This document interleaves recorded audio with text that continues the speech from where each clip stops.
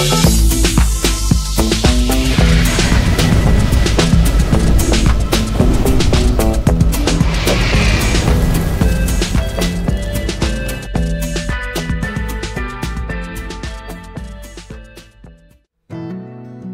সকলকে, আমি বিক্রম। তোমাদের সকলকে স্বাগত জানাই বিক্রম হাটের তরফ থেকে নতুন একটা ভ্লগে। আজ আমি তোমাদের নিয়ে এসেছি মুর্শিদাবাদের অন্যতম একটা প্যালেস, যার নাম নসিপুর রাজবাড়ি। ঘুরে দেখাবো তোমাদের সম্পূর্ণ প্যালেসটি এবং জানাবো তোমাদের প্যালেসের ইতিহাস। তাহলে চলো শুরু করা যাক। তার আগে ছোট্ট একটা রিকোয়েস্ট, সাবস্ক্রাইবটা করে দিও আর লাইক কমেন্টস তোমরা নিজেদের ইচ্ছা মতো করলে ভালোই হবে, তাহলে আমি একটুখানি মোটিভেট হবো আর কি। আপাতত এসে পৌঁছে গেছি আমাদের গন্তব্যস্থল। তোমাদেরকে ঘুরে ঘুরে দেখাবো জায়গাটা এবং কিছু বিবরণ সম্পর্কে জানাবো, যতটা পারবো ডিটেলসে দেখানোর চেষ্টা করবো। প্রবেশের জন্য তোমাদেরকে দিতে হবে 20 টাকা প্রবেশ মূল্য। আমরা সেটা দিয়ে এগিয়ে চললাম প্যালেসের ভিতরে।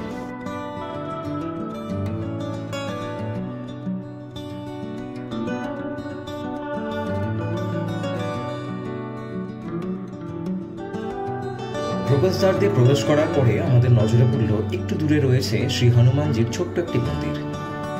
বাঁদিকে তাকাতে দেখি এক গা চমচমে ভুতুরে পরিবেশ, তাই ভাবলাম একটু ফিল নেওয়া দরকার।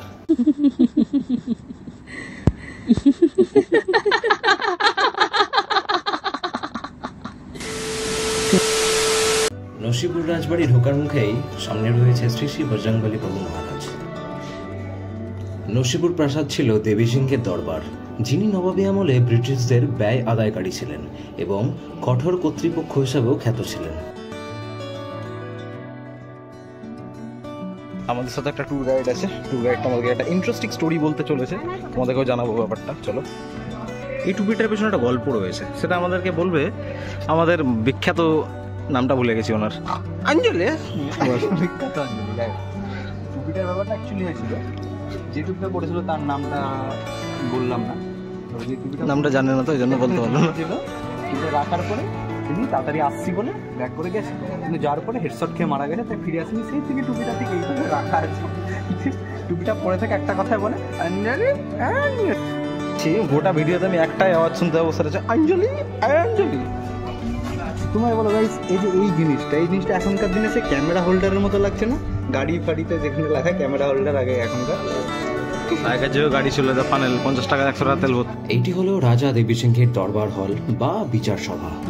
আগেকার দিনে যারা খাজনা বা ট্যাক্স দিত না বা যারা দেবী সিংহের বিরুদ্ধে যেত, তাদের জন্য এখানে বসানো হতো বিচার সভা। সেই বিচার সভায় কেউ দোষী সাব্যস্ত হলে এই কারাগারগুলি বা এই সেলগুলির মধ্যে তাদেরকে আটকে রাখা হতো।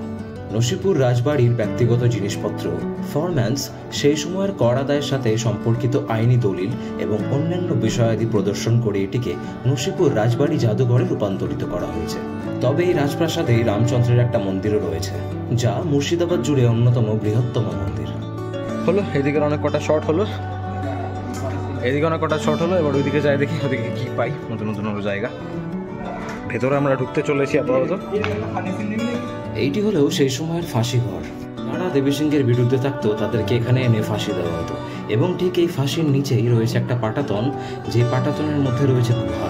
তাদের ডেড বডিকে সেই গুহার মধ্যে ফেলে দেওয়া হতো এবং সেই গুহাটি সরাসরি কানেক্টেড ছিল গঙ্গার সঙ্গে, এবং তাদের লাশটা পড়ে যাওয়ার পরে সেটা সরাসরি গঙ্গার মধ্যে দিয়ে ভেসে চলে যেত। যেহেতু রাজা দেবী সিংহের কোনো নিজস্ব পুত্র ছিল না, তাই তার দত্তক নেওয়া ভ্রাতুষ্পুত্র তার পূর্বপুরুষদের পাপ মোচন করার জন্য এখানে বিভিন্ন দেবদেবীর মূর্তি স্থাপন করেন। করতে করতে আমরা দুই ভাই চলে এলাম আবার আয়নার সামনে। সবসময় তো আমরা চুলটাকে ঠিক করে যাচ্ছি। অঞ্জলি আই অঞ্জলি। এবার আমরা প্রবেশ করতে চলেছি রাজবাড়ির ভিতরের দিকে, যেখানে অবস্থিত রয়েছে বিভিন্ন রকম দেবদেবীর মূর্তি।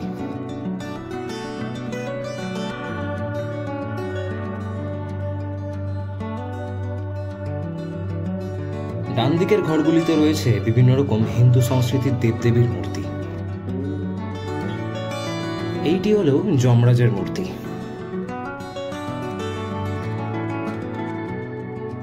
ঠিক সামনে রয়েছে প্রভু বজরংবলী এবং জগন্নাথের মূর্তি।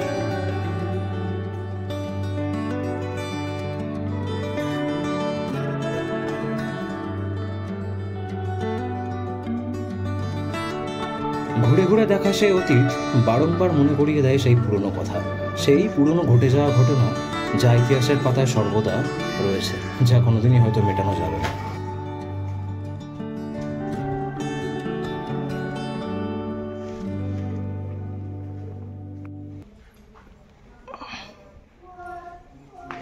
এটা কি জল খাওয়ার চেষ্টা করছিস? তোমরা ইতিহাস, গল্প, হাসি ঠাট্টা সবই দেখলে, এবার এনজয় করো কয়েকটা পুরনো ধাঁচের সিনেম্যাটিক শট।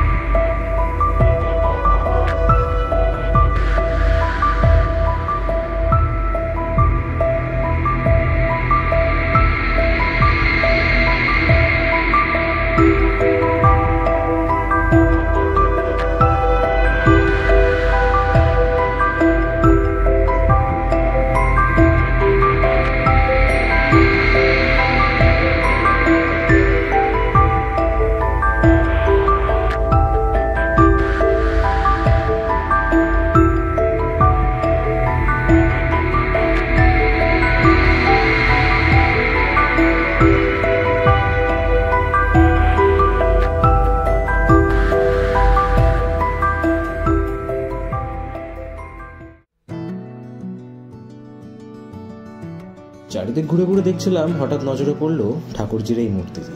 সত্যি ঠাকুরজির মূর্তি দেখলে যেন মনে হয় চোখটা জুড়িয়ে গেল। দেবী সিংহ ছিলেন বাংলার এক কুখ্যাত রাজা। পানিপথ থেকে তিনি বাংলায় মূলত ব্যবসা করার জন্য এসেছিলেন। পরে ব্রিটিশদের আনুগত্য পেয়ে তিনি ট্যাক্স কালেক্টর হিসাবে কাজ শুরু করেন। কাজ ভালোভাবে সম্পন্ন করেন এবং ধীরে ধীরে তিনি এই কাজকে রপ্ত করে হেড কালেক্টর হয়ে যান। এভাবেই তিনি বাংলায় থেকে যান এবং নসিপুর রাজবাড়ি স্থাপন করেন। অবশ্য পরবর্তীকালে রাজা কীর্তিচন্দ্র রায়বাহাদুর 1865 সালে এই রাজবাড়িটির সম্প্রসারণ ঘটান।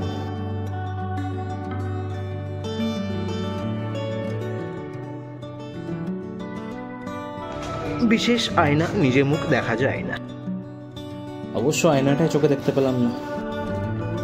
সামনে রাখা রয়েছে অনেক কটি দলিলপত্র। তোমরা দেখো, পড়ো, বোঝো। আমি আসি, আমার সময় হয়ে গেছে। তোমাদের সঙ্গে দেখা হবে পরবর্তী একটা ভ্লগে। যাওয়ার আগে ছোট্ট একটা রিকোয়েস্ট, সাবস্ক্রাইব করো বিক্রমার্ট ব্লগস চ্যানেলটিকে। নিজেদের মতামত কমেন্টে জানাও, লাইক করো ভিডিওটিকে এবং শেয়ার করো নিজেদের সমস্ত বন্ধুদের সঙ্গে। আমি আসি, তোমাদের সঙ্গে দেখা হবে পরবর্তী একটা ব্লগে। ততদিন তোমরা সুস্থ থাকো, ভালো থাকো, দেখতে থাকো বিক্রমার্ট ব্লগস। অঞ্জলি।